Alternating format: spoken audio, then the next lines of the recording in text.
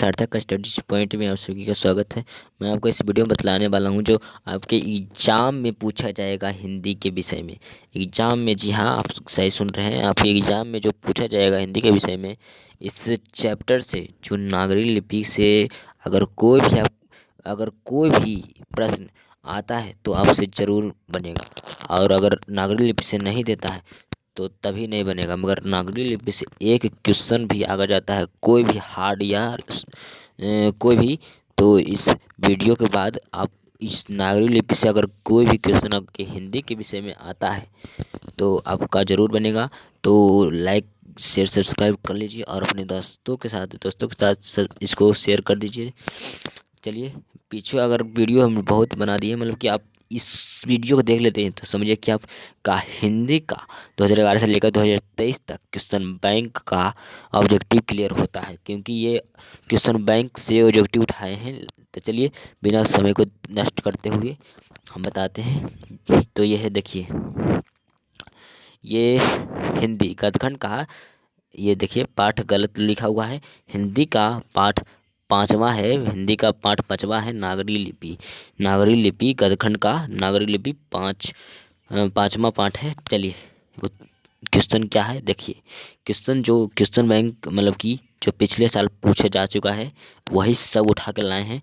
तो बार बार ये सब पूछ रहा है, इसी कारण हम इस क्वेश्चन को लाए हैं। देखिए, कोची है, उत्तर भारत से नागरी लिपि के लेख कब से मिलने लगते हैं। उत्तर भारत से नागरी लिपि के लेख कब से मिलने लगते हैं? तो 8वीं सदी से। 8वीं सदी से उत्तर भारत में 8वीं सदी से ही नागरी लिपि का लेख मिलने लगा। मतलब कि एक का हमारा क्या हो गया, ए ऑप्शन। 8वीं सदी। देखिए, दूसरा क्वेश्चन क्या है, नागरी लिपि के आरंभिक लेख हमें कहाँ से मिले हैं? नागरी लिपि के आरंभिक लेख हमें कहाँ से मिले हैं? तो मिला है दक्षिण भारत से। दक्षिण भारत से आरंभिक लेख मिला है, तो 2 का हमारा सी ऑप्शन। देखिए, तीसरा, देवनागरी लिपि में मुद्रण के टाइप कब बने? देवनागरी लिपि में मुद्रण के टाइप कब बने? तो बना है 2 शतक पहले, 2 दशक पहले।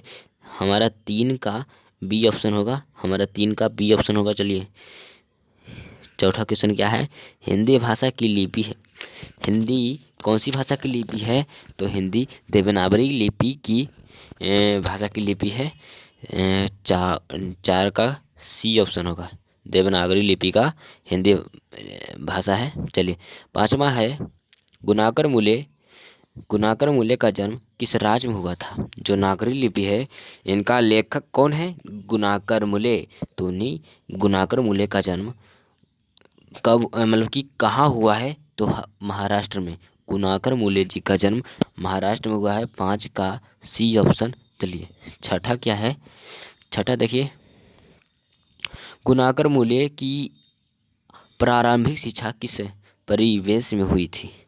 गुणाकर मूले की प्रारंभिक शिक्षा किस परिवेश में हुआ था? तो हुआ था ग्रामीण परिवेश में। मतलब उनका जो रहन सहन था ग्रामीण स्तर पर था उनका। 6 का बी ऑप्शन।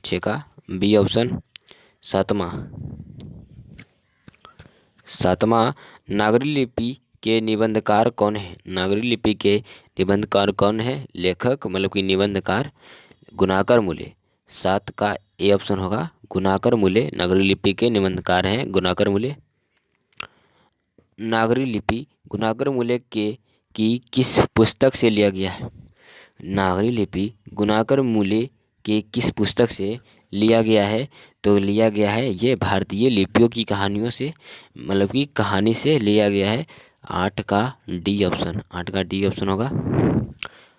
9 किसे क्या है? नुमा। गुणाकर मूले का जन्म कब हुआ? गुणाकर मूले का जन्म कब हुआ? 1935 में उनका जन्म हुआ है, गुणाकर मूले जी का। 9 का ए ऑप्शन होगा, 1935 इसमें उनका जन्म हुआ। 10 का, गुणाकर मूले का जन्म कहाँ हुआ था? गुणाकर मूल्य जी का जन्म कहाँ हुआ था? महाराष्ट्र में हुआ था। ये पीछे भी क्वेश्चन मतलब कि एक बार आ गया है फिर से।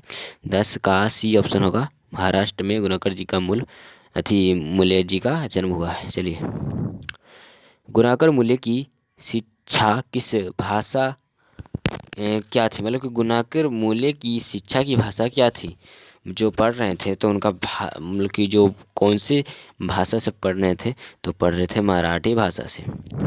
मराठी भाषा से मतलब कि 11 का बी ऑप्शन। 11 का बी ऑप्शन। गुणाकर मूल्य का निधन कब हुआ? गुणाकर मूल्य जी की मृत्यु कब हुआ? तो हुआ 2009 में। 2009 में गुणाकर जी का मृत्यु हो गया। चलिए, 13 ऑप्शन क्या है? अक्षर कथा किसके द्वारा लिखी गई पुस्तक है? अक्षर कथा किसके द्वारा लिखी गई पुस्तक है? तो गुणाकर जी मतलब कि गुणाकर मूल्य का लिखा हुआ पुस्तक है। 13 का सी ऑप्शन। 13 का सी ऑप्शन का अक्षर कथा किसके द्वारा लिखी गई पुस्तक है? गुणाकर मूल्य के द्वारा। 13 का सी ऑप्शन। चलिए, 14, मूल्य जी ने मीडियल स्तर स्तर तक किस भाषा को पढ़ाया? गुणाकर मूल्य जी ने मिडिल स्तर पर किस भाषा में वो पढ़ाए थे? तो पढ़ाए थे मराठी भाषा में। 14 का सी ऑप्शन। 14 का सी ऑप्शन मराठी भाषा में। देखिए, 15 अक्षरों की कहानी है। अक्षरों की कहानी है। अक्षरों की कहानी है। इसका रचना कौन किए? इसका रचना कौन किए? गुणाकर मूल्य। गुणाकर मूल्य जी ने अक्षरों की कहानी का रचना किया था। 15 का बी ऑप्शन। 15 का बी ऑप्शन। 16 देखिए, 16 है नागरी लिपि किस विद्या की रचना है? नागरी लिपि किस विद्या नहीं होगा, विधा। विधा की रचना है तो है निबंध। नागरी लिपि क्या है? निबंध है। ये आपको क्वेश्चन में पूछ चुका है, तो अच्छा से ध्यान से देखिए। नागरी लिपि किस विधा की रचना है? निबंध। 16 का हमारा बी ऑप्शन। 16 का हमारा बी ऑप्शन। 17 नागरी लिपि पाठ किस लिपि में रचित है?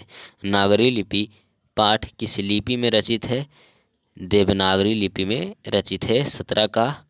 17 का सी ऑप्शन होगा। 17 का सी ऑप्शन। 18 देवनागरी लिपि के टाइप लगभग कितने पहले बने हैं? देवनागरी लिपि के टाइप लगभग कितने पहले बने हैं? तो बने हैं 2 सदी पहले। 2 सदी पहले देवनागरी लिपि के टाइप बने हैं। तो 18 का ए ऑप्शन। 18 का ए ऑप्शन। चलिए, नेपाली भाषा की लिपि है। नेपाली भाषा की लिपि है देवनागरी। देखिए, यहाँ पर गलती है, नेवारी होगा। नेवारी भाषा की लिपि है देवनागरी। समझे? मराठी भाषा की लिपि है। मराठी किस भाषा की लिपि है? देवनागरी भाषा की लिपि है। 20 का ए ऑप्शन होगा। 20 का ए ऑप्शन। 21 देखिए, गुणाकर मूल्य किस लिपि को प्राचीन नागरी लिपि की बहन की संज्ञा दिए हैं? तो दिए हैं बंगला। जो बंगला को दिए हैं। गुणाकर मूल्य ने किस लिपि को प्राचीन नागरी लिपि की बहन की संज्ञा दी है? बंगला। 21 का जो बंगाली भाषा होता है उसी भाषा को गुणाकर मूल्य ने प्राचीन नागरी लिपि की बहन का संज्ञा दिए हैं। समझे? जो 21 का हमारा हो गया बी ऑप्शन। 21 का बी ऑप्शन। ये बंगला मतलब कि बंगाली भाषा है। चलिए, 22 नागरी लिपि के आरंभिक लेख मिले। नागरी लिपि के आरंभिक लेख मिले हैं दक्षिण भारत से। दक्षिण भारत से 22 का बी ऑप्शन होगा। 22 का बी ऑप्शन। 23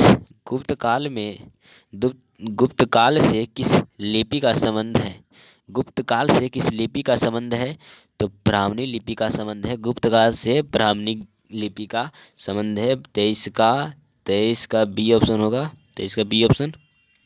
24 नागरी नाम अस्तित्व में कब आया? नागरी नाम अस्तित्व में कब आया?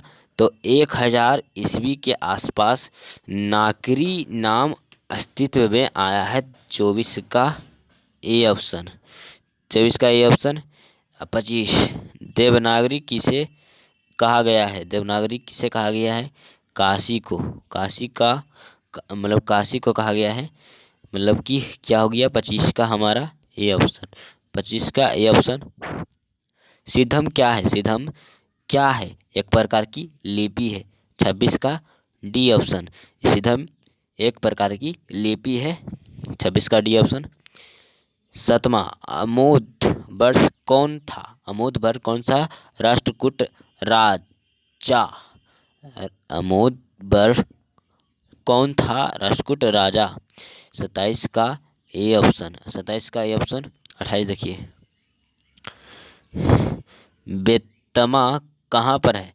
बेतमा कहाँ पर है? इंदौर के पास, इंदौर के पास। 28 का सी ऑप्शन, 28 का सी ऑप्शन। श्रवण बेलगोल जैन तीर्थ स्थल कहाँ है? श्रवण बेलगोल जैन तीर्थ स्थल कहाँ है? कर्नाटक में है। मतलब कि 29 का ए ऑप्शन होगा, 29 का ए ऑप्शन। चलिए 30 दक्षिण भारत की नागरी लिपि को क्या कहते हैं? दक्षिण भारत के नागरी लिपि को नंदी नागरी लिपि कहते हैं। 30 का हमारा बी ऑप्शन, 30 का हमारा बी ऑप्शन। चलिए 31 हिंदी के आदि कवि कौन है? हिंदी के आदि कवि सरपाहाद हैं।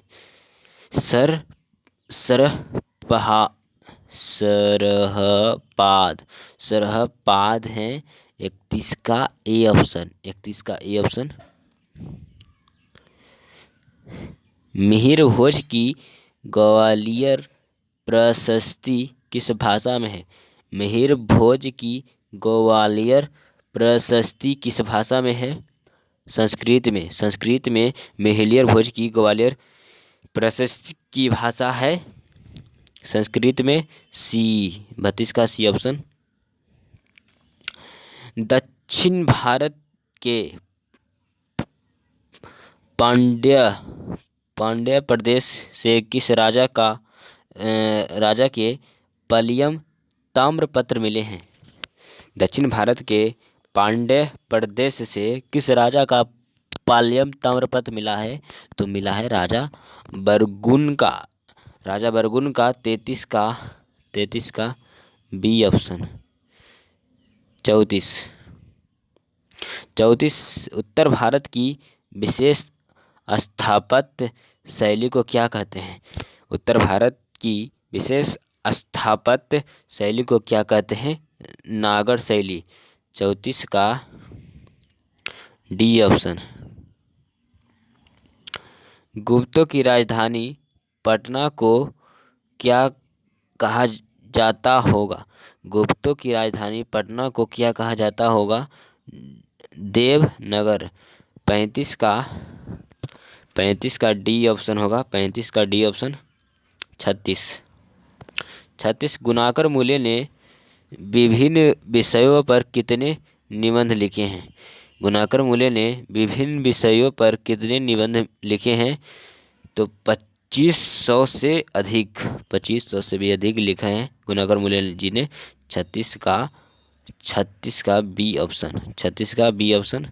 37 देखिए, इस्लामी शासक का आरंभ काल है। इस्लामिक शासन काल का आरंभ काल है 12वीं सदी से।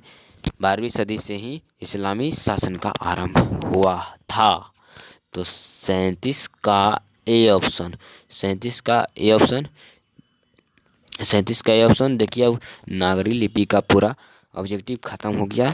जो आप अगर अच्छा से पढ़ लिए हैं तो इसको ये अभी देखे हैं एक बार और सिर्फ वीडियो देख लीजिए, रिवीजन हो जाएगा, आपके दिमाग में चला जाएगा। आप मतलब कि आप बिना याद करते रटे हुए आप को याद भी हो जाएगा। चलिए, तो ये आप मतलब कि जो देखें वीडियो, ये आपका कोचिंग क्लियर हुआ है प्रीवियस ईयर के क्वेश्चन बैंक का 2011 से लेकर 2023 तक में इस चैप्टर से पूछा गया है, जो वही आपको बताए हैं। चलिए, तो अच्छा लगा तो लाइक करें और कमेंट में कुछ लिखें कि कौन सा टॉपिक और वीडियो बनाएं जो मतलब कि क्वेश्चन बैंक से रिलेटेड है। तो क्वेश्चन बैंक से रिलेटेड मतलब कि हम वीडियो बनाते रहेंगे, तो आप हमारे चैनल को सब्सक्राइब कर लीजिए ताकि बहुत फ़ायदा होवे एग्ज़ाम में। एग्ज़ाम हमारा 15 फरवरी के है, तो 15 फरवरी से पहले हम क्वेश्चन बैंक अगर क्लियर कर लेते हैं तो समझिए कि 95% क्लियर हो जाएगा। मतलब कि बिना पढ़े हुए भी 90% तक आराम से क्लियर हो जाएगा। तो चलिए, ऐसे ही वीडियो के अगले वीडियो मिलेंगे, तब तक के लिए जय हिंद जय भारत। दोस्त में अपने प्रिय दोस्त में शेयर वीडियो को कर दीजिए। चलिए।